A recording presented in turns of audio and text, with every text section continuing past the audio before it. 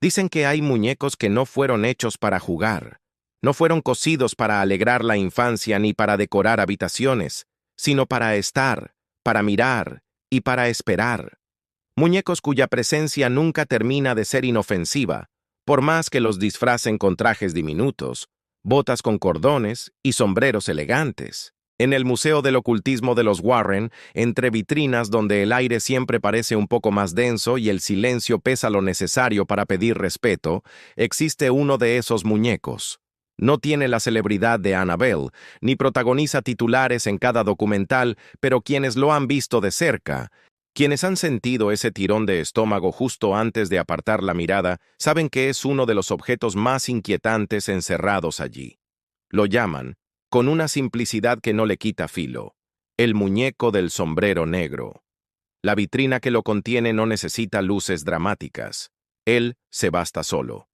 Viste un traje negro raído como sacado de un retrato antiguo, botas pequeñas gastadas por pasos que nadie recuerda haberle visto dar, y un sombrero de ala corta inclinado apenas hacia un lado, lo suficiente para proyectar sombra sobre un rostro de porcelana resquebrajada.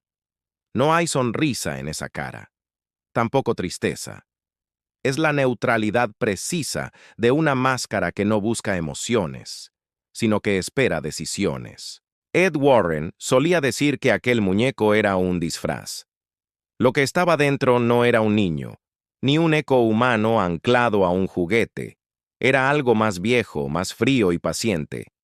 El sombrero no es un adorno, dijo una vez. Es un símbolo. En muchas culturas, cubrir la cabeza es reclamar autoridad. Este muñeco no quiere compañía, quiere obediencia. Su historia comenzó, como empiezan las cosas que luego terminan en vitrinas bendecidas, con una llamada nocturna. Una familia en Nueva Inglaterra, década de los 70. La voz al teléfono no mencionaba demonios ni maldiciones. Hablaba de insomnio, de pasos en pasillos vacíos, de golpecitos en la puerta del dormitorio principal a horas en que nadie debería estar despierto. Pequeños martillazos en la vida cotidiana. Esa clase de detalles que no llenan un informe policial, pero desgastan la voluntad como una cuerda rozando siempre el mismo borde. Eran 4 en la casa: padre, madre y 2 hijos. Fue el mayor, un niño de 11 años, quien pronunció por primera vez las 2 palabras que más tarde se convertirían en una sombra con nombre: el hombre. Lo describía sentado en la esquina de su cuarto, con un sombrero que no dejaba ver del todo su frente. No se movía, no hablaba, solo estaba. La madre, con la paciencia que se le exige a los adultos ante terrores infantiles, revisó armarios, cortinas, debajo de la cama.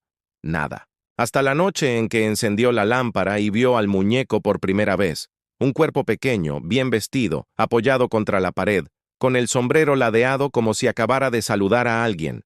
Juró que no era de la casa. Juró que nunca lo había visto. Hicieron lo que se hace cuando algo no encaja. Lo subieron al desván, esa especie de purgatorio doméstico donde van a parar los objetos que no sabemos dónde ubicar. Lo colocaron en una caja, cubierto por una manta. Al cerrar la trampilla, respiraron con alivio. Durante una semana, el pasillo volvió a descansar por las noches, hasta que una madrugada el padre despertó con la certeza animal de que no estaba solo. Escuchó pasos cortos alrededor de la cama. Un tac, tac, tac de botas pequeñas. Se incorporó, encendió la luz, miró al suelo. En la alfombra, marcas de barro del tamaño de un pie de niño. Bajó al desván con una linterna.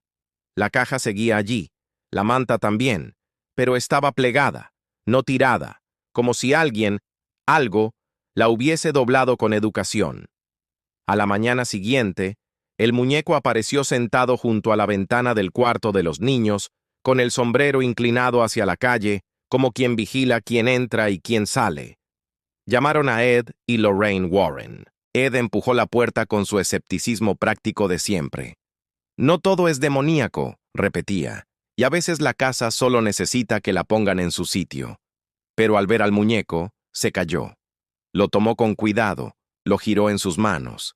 Era más pesado de lo que su tamaño sugería, como si la madera y la porcelana llevaran algo dentro, algo denso, como un fruto demasiado maduro. Lorraine se acercó y se apartó casi al mismo tiempo, un paso hacia adelante, dos hacia atrás.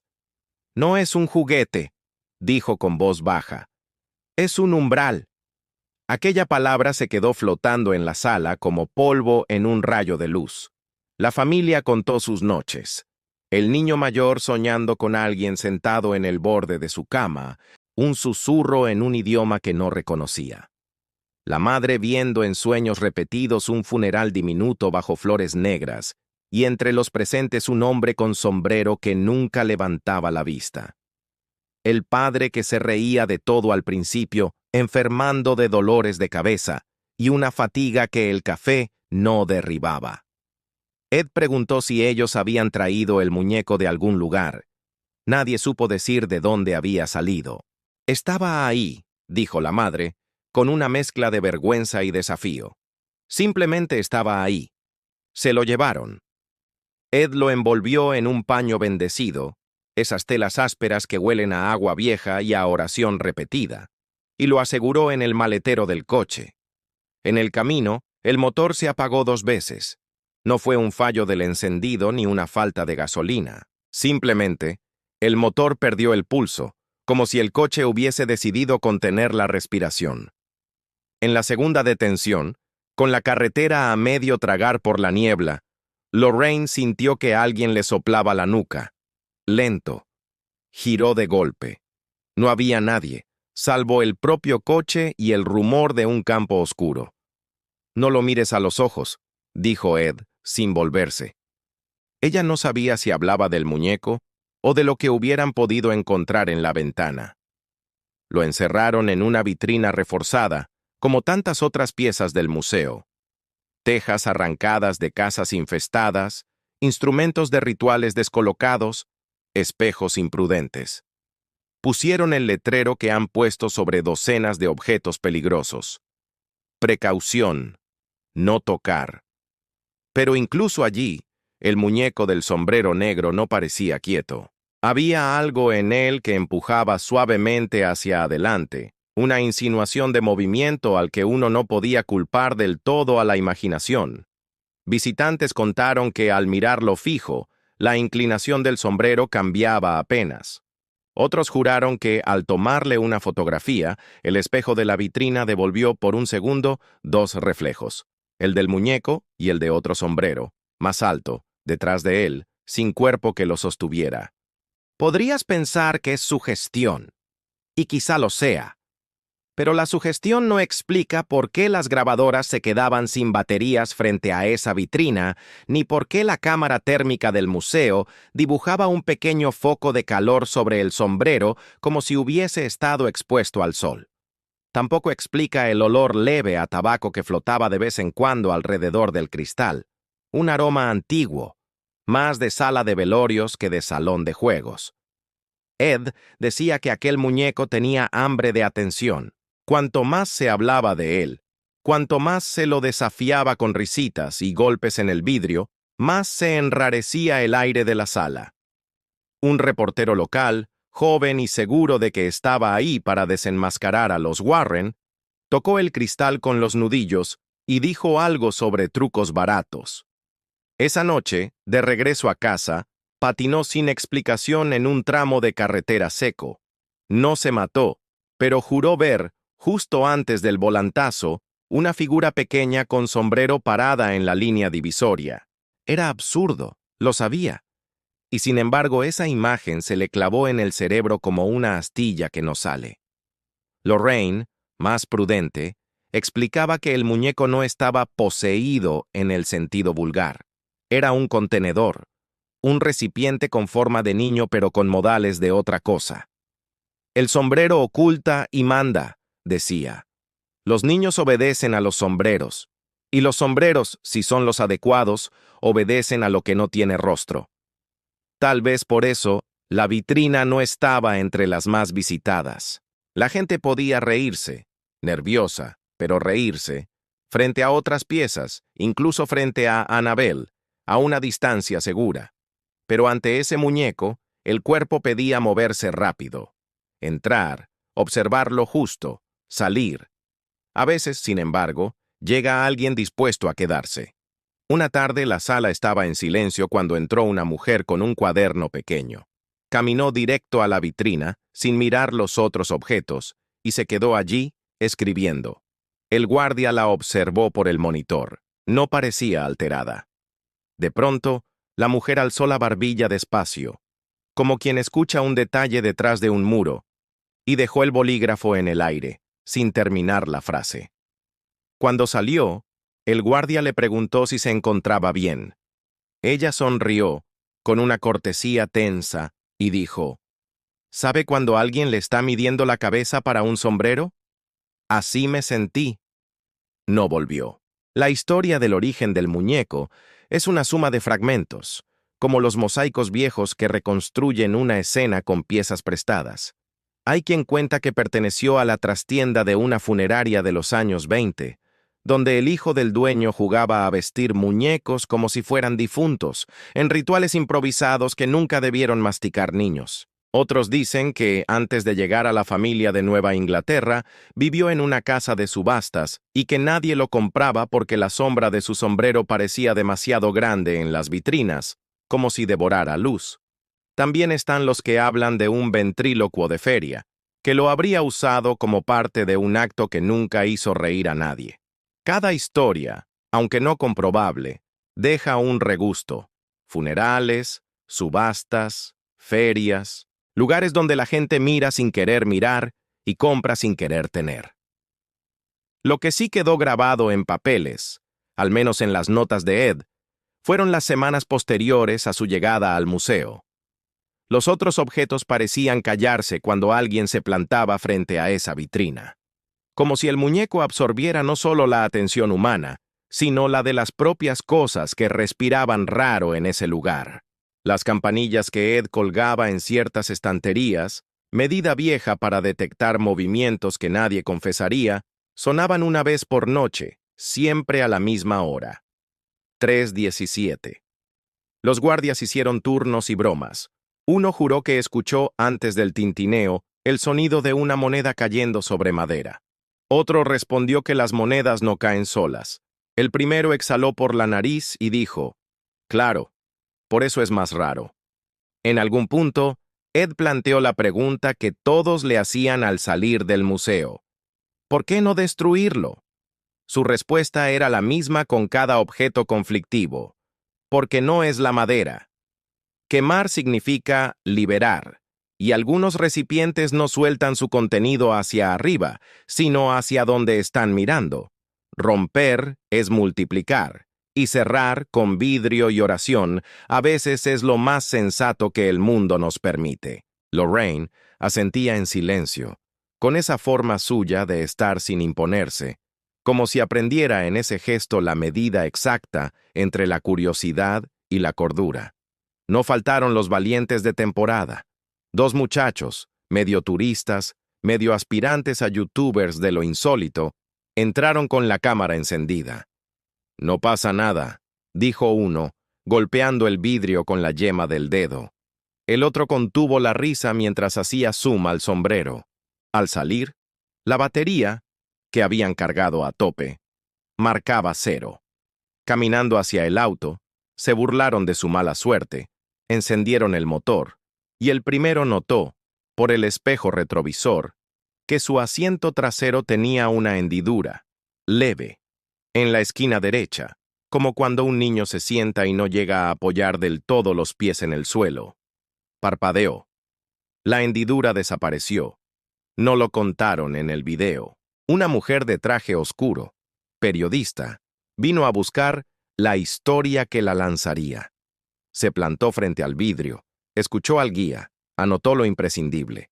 Al retirarse, se giró de golpe y volvió a acercarse a la vitrina con la urgencia del que ha recordado algo. «Perdón», dijo al muñeco, como si hubiese tropezado con alguien en el metro.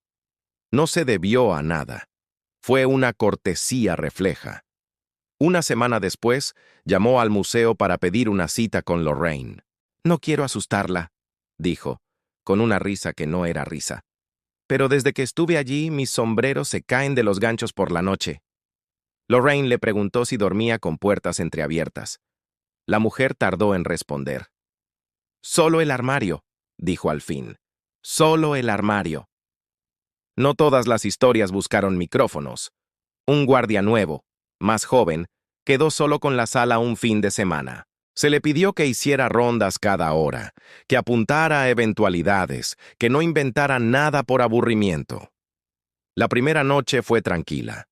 La segunda, al pasar frente a la vitrina del muñeco del sombrero negro, juró escuchar detrás del vidrio el sonido más simple y al mismo tiempo más escalofriante del mundo, el roce de botas pequeñas caminando sobre madera barnizada, un tac, tac, tac sin prisa, corto, exacto, como de desfile. Se quedó clavado. La lámpara del techo titiló. El guardia, que no era creyente ni quería serlo, dijo en voz alta y al mismo tiempo muy suave: «Buenas noches». No obtuvo respuesta. O tal vez sí, la luz dejó de titilar. A veces una vitrina en un museo no hace más que fastidiar al objeto que contiene. Otras, lo alimenta. El muñeco del sombrero negro parecía prosperar con la peregrinación de miradas. A más ojos, más densidad. A más dudas, más presencia. Esa es su manera de estar, pensaba Ed. No saltando ni susurrando grandes secretos, sino rodeando medio milímetro de equilibrio a todo el que se acerca. Medio milímetro basta para tropezar con la esquina de una alfombra, para dejar la hornilla encendida, para cruzar la calle cuando el semáforo no ha terminado de cambiar. Los demonios que hacen espectáculos son fáciles de evitar. Los que quitan medio milímetro, no. Alguien investigó la casa de la familia que lo había encontrado. El registro decía que antes de ellos, vivió allí un hombre solo, modista de trajes masculinos. Un sastre. En el desván quedaron muestras de fieltro, patrones, cintas de medir con marcas a pluma y una caja con fotos antiguas. Hombres y niños con sombreros en estudios fotográficos sin sonrisa. En el reverso de una imagen, a lápiz, se leía: «Que no se mueva». Nadie supo explicar a qué se refería. Quizá al niño retratado, tal vez a la vida misma. Pasaron años. El muñeco siguió en su vitrina. Las historias se apilaron en la voz baja del museo. Un turista que perdió el camino de regreso al hotel a 3 cuadras, como si la ciudad hubiese cambiado de mapa. Una anciana que dejó sin querer un caramelo envuelto frente al vidrio y volvió días después para encontrar el papel vacío como una broma. Un técnico de luces que, cansado de oír cuentos, decidió ignorar todas las advertencias y cruzó la sala a oscuras sin linterna. Juró, delante de su jefe, que a mitad de camino sintió una mano muy pequeña tomarle el bajo del abrigo, como si le probaran la caída de una tela. No renunció, pero empezó a colgar su ropa en perchas anchas, muy lejos del suelo. Alguien propuso, por supuesto, exhibir el muñeco en un evento especial. «Llenaremos la sala», dijo el productor, «y venderemos entradas con horario». Los Warren, que ya habían escuchado esa música antes, negaron con la cabeza. «El hambre no se alimenta con aplausos», dijo Lorraine con una calma que apagó la conversación. «Se alimenta con ojos». El evento ocurrió de todos modos, pero sin vitrina abierta ni discursos grandilocuentes. Hubo colas. Hubo susurros que sonaban como corrientes de aire. Hubo manos cruzadas en el pecho, gestos involuntarios de protección. Y al final de la noche, hubo una cosa más. Una única campanilla sonó desde el estante de la derecha, como un recordatorio de que el ritual de mirar también tiene sus respuestas. Si preguntas hoy por el muñeco del sombrero negro, algunos negarán con la cabeza. Dirán que la gente exagera, que es un muñeco más en un museo lleno de historias. Otros, con menos prisa, te mirarán y elegirán sus palabras como quien elige pasos en una casa que no es propia. Te dirán que hay objetos que no conviene nombrar demasiado. Te dirán que el sombrero es un gesto antiguo que abre puertas pequeñas, las peores. Te dirán que, si vas, no golpees el vidrio, no te burles, no intentes desafiar a lo que no pide tu desafío. Y sobre todo, que no le des la espalda de golpe. Aprende a salir de esa sala como se sale de una habitación donde alguien duerme, con la cortesía de no despertar lo que podría estar despierto. Ya en casa, la historia no se termina. Nunca se termina dentro del museo. Las historias buenas y las malas te acompañan por el pasillo, doblan contigo la esquina, conocen el peso de tu abrigo en el respaldo de una silla. Esa noche, al apagar la última luz, el pasillo se te hará medio centímetro más largo. No dirás nada, te reirás de ti mismo. Es el cansancio, pensarás. Y sin embargo, antes de acostarte, mirarás 2 veces el respaldo de la silla donde dejaste tu chaqueta. Te parecerá, solo por un instante, que el borde superior dibuja la curva mínima de un sombrero. Apagarás la lámpara, respirarás hondo, cerrarás los ojos. Si duermes, quizás sueñes con un niño sentado a la orilla de la cama, muy recto, con botas pequeñas que no llegan al suelo. No te hablará, no se moverá.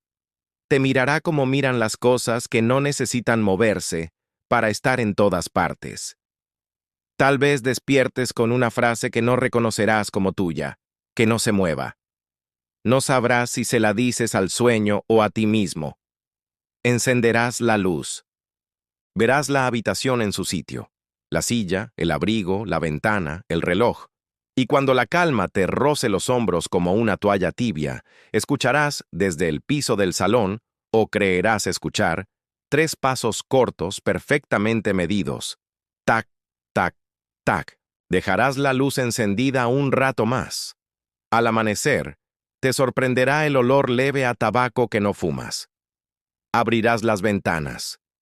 El aire fresco barrerá la casa, y durante el día, el mundo volverá a hablarte como siempre. Hasta la próxima noche. Porque el verdadero poder del muñeco del sombrero negro no es moverse ni hablar. Es aprender la forma exacta de tu casa, la distancia precisa de tus pasillos, el ritmo de tus pasos cuando decides ir a la cocina a beber agua a las 3 de la mañana. Es observar sin prisa y robarte, cada vez, medio milímetro de equilibrio. Y con el tiempo, dejarte un reflejo pequeño en el borde de la visión, una sombra del tamaño justo, con un sombrero que nunca termina de encajar en el siglo al que crees pertenecer. No hace falta creer, solo hace falta mirar. Y a veces, mirar es todo lo que una puerta necesita para abrirse. Si alguna vez visitas el museo y decides pararte delante de su vitrina, no le pidas nada. No hagas preguntas. No golpees el vidrio. Observa lo justo. Inclina apenas la cabeza como quien saluda a un desconocido en un tren y sigue caminando. Hay objetos que no quieren tu miedo ni tu fe. Quieren tu atención. Y el precio de darla puede ser minúsculo, tan pequeño como el contorno de un sombrero en el respaldo de una silla, pero suficiente para acompañarte a casa. Duerme. Si puedes. Si el video te gustó, suscríbete, dale like y activa la campana de notificaciones. Nos vemos en el próximo video.